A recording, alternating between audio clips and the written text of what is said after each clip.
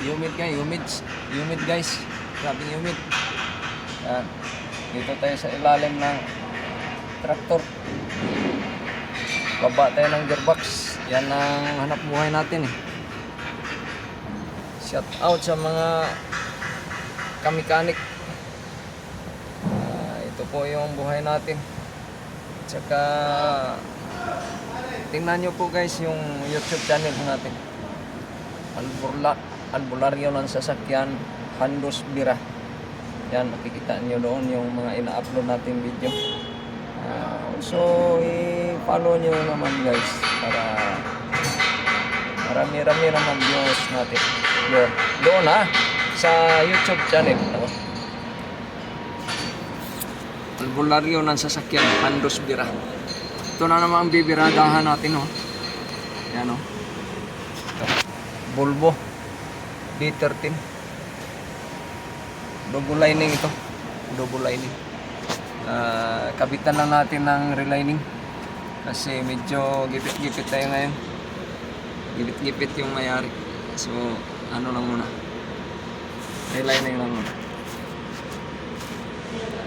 Pero parehas lang yun. Relining at saka kuwan. Depende lang yan sa driver. Ito yung fork natin. Ito.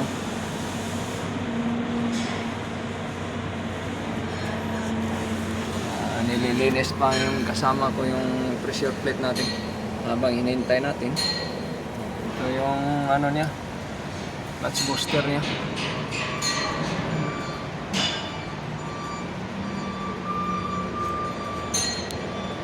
Samahan nyo ako guys doon sa YouTube channel natin. Lahat ng mga ginagawa natin nandoon. Araw-araw natin gawain. Minsan busy tayo, hindi tayo makapag-upload. Ayun na ito.